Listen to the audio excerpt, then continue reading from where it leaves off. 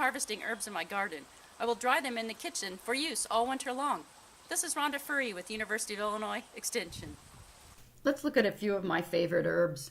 Lemongrass is true to its name. This plant has a very strong lemon scent and provides a nice subtle lemon flavor. My plant grew about 2 feet this year, but the plant won't survive the winter, so I'm going to harvest it so I can use it this winter. Lavender is a perennial plant and it should survive a central Illinois winter, but it does prefer a well-drained soil and can die out in the early spring if the roots stay wet for too long. Since I'm leaving all of my plants in the garden, I snip a few longer shoots off every plant and place them in a metal mesh basket to dry. The perennial sage plant is a staple of my herb garden. I use it fresh and dried. Dried ground sage is a required ingredient in my meatloaf and turkey stuffing. I've been using the fresh leaves this summer to make a sage tea. I also use the sage leaves to make a decorative wreath that I can use all winter long. I've been growing stevia in my garden for a couple of years. This natural sweetener is grown as an annual plant in our climate. Therefore, I either harvest the entire plant and hang it upside down to dry, or I harvest and dry the individual leaves. So here I'm going to show you how I dry and store my herbs here in my kitchen.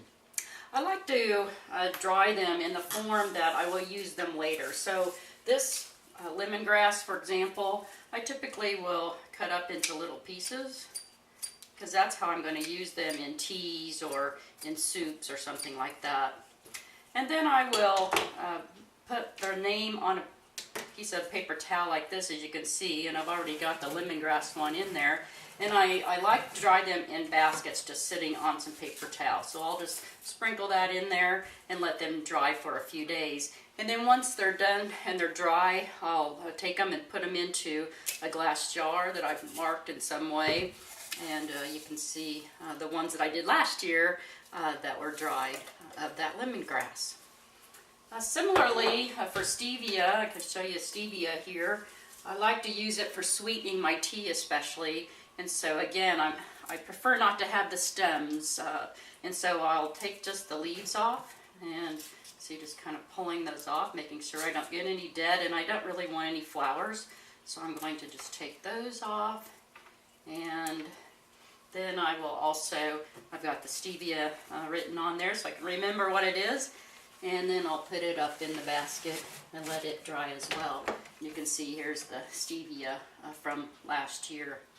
And so on and on it goes, similarly for the sage and also for the lavender. You can find more information at our University of Illinois Extension website shown here.